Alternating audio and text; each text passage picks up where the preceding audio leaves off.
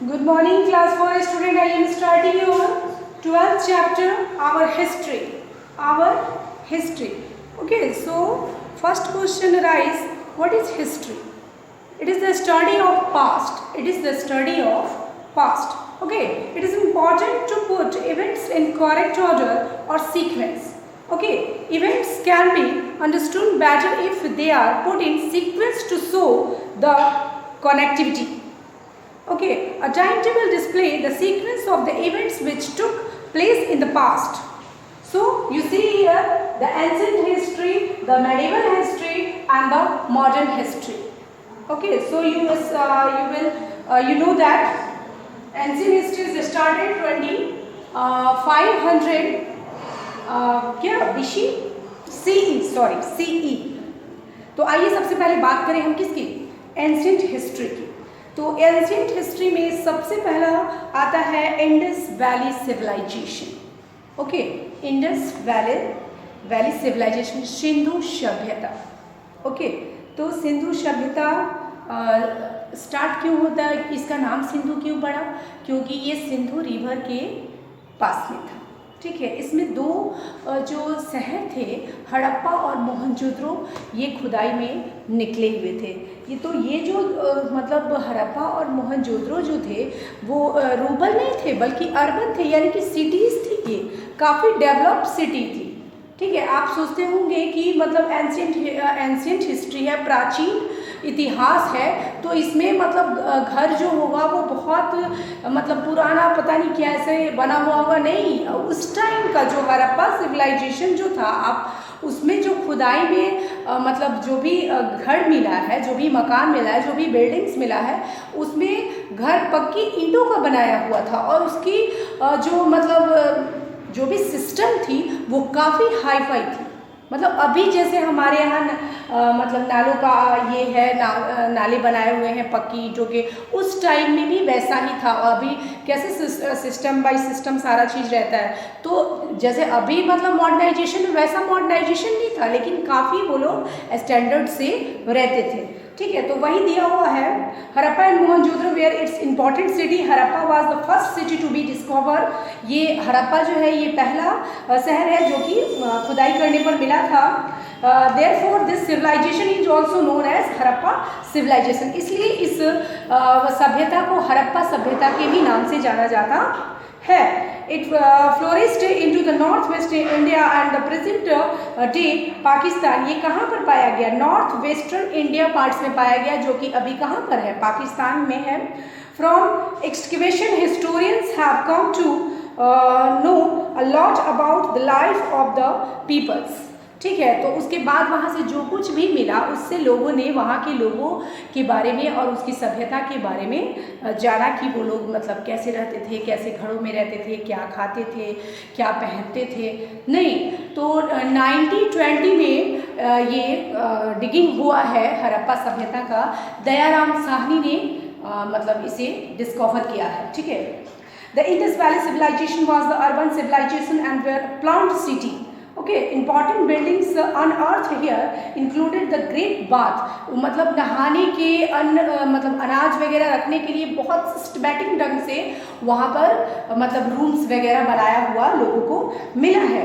Other remain like seal, potteries, valery tells us about the lives and customs of the people who lived there। तो इससे वहाँ के लोगों के जनजीवन के बारे में और उनकी जीवन शैली के बारे में पता चला।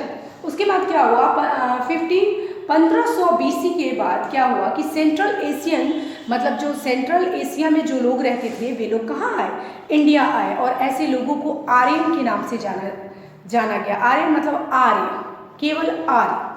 ठीक है, तो ये लोग क्या हुआ, ये लोग नॉर्थ इंडिया में आए और ये लोग नॉर्दर्न प्लेन में रहना शुरू किए। इन लोगों की जो भाषा थी वो संस्कृत थी और इन्हीं लोगों ने मतलब रामायण, महाभारत और उपनिषद वगैरह के बारे में लिखा। ठीक है, पावरफुल किंग्स और राजन्स, तो उस टाइम में लोग मतलब जो रूल था, जो मतलब जो लोग मेन थे उन्हें राजा कहा जाता था। उस समय राजा और प्रजा का शासन व्यवस्था चलता था। ठीक है। और ज़्यादातर मतलब अपर कास्ट के लोग ही ऊंचे ओहदे पे थे, जैसे कि पंडित, राजपूत, यही लोग क्या थे, यही लोग राजा बनते थे और अपनी प्रजा का मतलब देखरेख करते थे। उसके बाद कहता है तो ऐसे एज को हम किस नाम से जानते हैं, वैदिक एज के नाम से, क्योंकि इसमें वेद वगैरह का आगे मतलब वेद वगैरह लिखा गया, इसलिए हम इसे वैदिक एज कहते हैं। उसके बाद कहता है कि a number of small kingdom in north India called जनपद, और जो छोटे छोटे राज्य थे उन्हें जनपद के नाम से जाना गया। Ayodhya, Magadh, Kashi, Ujjain are famous for the learned peoples and very rural. और ये जो मतलब जो मैंने भी आपको बताया, अयोध्या, मगध, काशी, उज्जैन, यहाँ पे ये जो मतलब जनपद है, यहाँ पे अच्छे राजा वगैरह थे जिन्होंने मतलब अपना जो राज्य था अच्छे ढंग से संचालन किया था, इसलिए इन राज्यों का नाम ज़्यादा आता है। और कुछ जनपद को मिलाकर के क्या बना था, महाजनपद बना था। ठीक है। इसी समय गौतम बुद्ध और महावीर का मतलब जन्म हुआ और उन्होंने अलग अलग धर्मों को अपनाया और इसका प्रचार और प्रसार भी किया। कहते हैं 326 BC Alexander the Great, the king of Macedonia in Greece, invaded India to see its wealth and prosperity. कहता है कि अलेक्जेंडर जो था वो महान राजा था कि यहाँ का, मैकेडोनिया का, और वो मतलब इंडिया आया तो उसने यहाँ के धन और संपत्ति को देखा। ठीक है। और वो क्या हुआ, तो अलेक्जेंडर के बाद अलेक्जेंडर के मरने के बाद चंद्रगुप्त मौर्य ने मगध पर शासन शुरू किया। ठीक है। उसके बाद चाणक्य जो कि चंद्रगुप्त मौर्य का गुरु था, उसने उसे काफ़ी शिक्षा दी थी।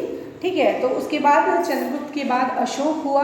अशोक क्या था, चंद्रगुप्त का मतलब ग्रैंडसन था। उसने वही अपने राज्य को पूरा प्रचार प्रसार किया, मतलब उसने उसकी काफ़ी विजय हुई, काफ़ी राज्यों पर उसने आक्रमण किया, फिर उन राजाओं को हराया। तो फिर क्या किया, हराने के बाद उस राज्य को अपने राज्य में मिला लिया। फिर ठीक है, मौर्य साम्राज्य के बाद कुषाण वंश हुआ, फिर गुप्त वंश हुआ। और गुप्त वंश जो था उसमें क्या हुआ, उसमें मतलब चित्रकला ये सब का काफ़ी विकास हुआ, जिसके कारण उसे गोल्डन एज कहा जाता है। Indian history for trade, art and culture, उसमें इन सारी चीज़ों की काफ़ी डेवलपमेंट हुई। Great advancement was also made in the field of science, astronomy, mathematics and grammar. और इन सारी चीज़ों का क्या हुआ, उसमें बहुत डेवलपमेंट हुआ। कब, गुप्त काल में। ठीक है। अब आइए हम मेडिवल पीरियड के बारे में बात करें, यानी कि 1000 BC कहता है कि इस समय क्या हुआ, इस समय सेंट्रल वर्ल्ड में जो लोग थे, जो रूलर थे, वे लोग काफ़ी पॉपुलर थे और वे लोग अट्रैक्ट हुए किसके प्रति, इंडिया के प्रति। ठीक है। तो वे लोग यहाँ पर आकर के आक्रमण किए। पहले कहता है कि Asian Mohammad Ghazni and the Mohammad Ghori came as raider and the looted wealth from our country.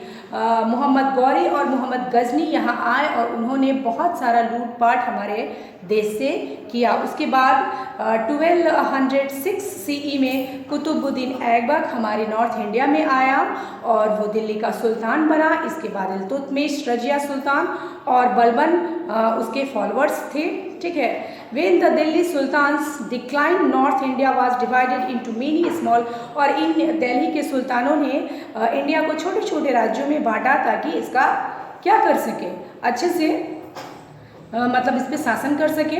उसके बाद हमारे देश में बाबर आए। ठीक है। और जो कि foundation of the Mughal ruler in the India, ये क्या थे, ये मुगल साम्राज्य का नींव इन्हीं के द्वारा रखा गया। उसके बाद बाबर के जो पुत्र थे हुमायूं, उन्होंने राज किया और उसके बाद उसके जो पुत्र थे हुमायूं के, वो थे अकबर, और उनका शासन स्टार्ट हुआ कब से, 1556 CE। ठीक है।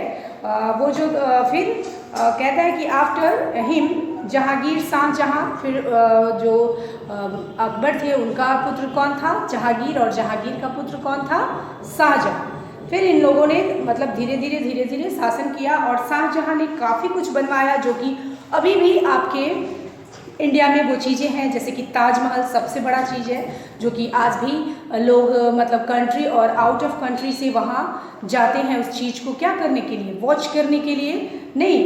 कहता है कि the last important ruler of the Mughal dynasty Aurangzeb, फिर जो शाहजहाँ का जो पुत्र था औरंगजेब, वो मतलब कि मुगल साम्राज्य का सबसे अंतिम महान शासक था। ऐसे तो बहादुर शाह जफर है सबसे लास्ट शासक मुगल एम्पायर का, लेकिन एज अ सक्सेसफुली एम्पायर था औरंगजेब। ठीक है, तो ये था हमारा क्या मेडिवल पीरियड जो अब एंड है। अब आएंगे हम मॉडर्न पीरियड में। मॉडर्न पीरियड में यूरोपियन जो थे वो हमारे इंडिया में आए किसके लिए, ट्रेड के लिए, व्यापार के लिए। तो कौन कौन से आए, पहले फ्रेंच आए, फिर पुर्तगीज आए, फिर डच आए और फिर ब्रिटिश आए। और ब्रिटिश ने इन सब को क्या किया, सबको हरा दिया और फिर क्या किया कि इंडिया के एडमिनिस्ट्रेशन पावर को अपने कंट्रोलिंग पावर में लेना शुरू किया, जो कि 1857 के बाद पूरी तरह से हमारा जो ये देश है ये किसके चंगुल में फंस गया, ब्रिटिश के चंगुल में फंस गया। क्योंकि 1857 में मतलब काफ़ी बड़ा विद्रोह हुआ था, लेकिन वो विद्रोह सफल नहीं हो पाया क्योंकि हमारे पास वो सारी चीज़ें नहीं थी जो कि हम ब्रिटिश को हरा सकते थे। ठीक है, तो इस तरह से हम हार गए और क्या हुआ, हम पूरी तरह से ब्रिटिश के चंगुल में फंस गए। और फिर बहुत सारे हमारे फ्रीडम फाइटर्स ने जैसे कि Mahatma Gandhi was the most popular leader of the freedom movement. He used a peaceful method of the protest, the satyagraha, which was the based on the principles of truth and non violence. After a lot of struggle and loss of lives, India finally became an independent country free from foreign rule on 15 अगस्त 1947। उसके बाद क्या हुआ कि बहुत सारे leaders मिल करके British rule से हमारे कंट्री को आज़ाद किए, जिसमें महात्मा गांधी का प्रमुख भूमिका था। उन्होंने सत्य और अहिंसा के रास्ते पर चलकर हमारे देश को 15 अगस्त 1947 को आज़ाद करवाया, जिसमें बहुत सारे नेताओं को अपने जान की बलि देनी पड़ी, बहुत से लोगों की लाइफ सेक्रीफाइस करनी पड़ी, तब जाके आपका यह कंट्री क्या हुआ, फ्री हुआ। तो यही था आपका chapter 12 our history, ancient period, medieval period and modern period. So we live in the modern period. हम अभी किस पीरियड में हैं, तो हम अभी मॉडर्न पीरियड में हैं। ओके, तो नेक्स्ट चैप्टर में नेक्स्ट वीडियो में मिलेंगे। Thank you.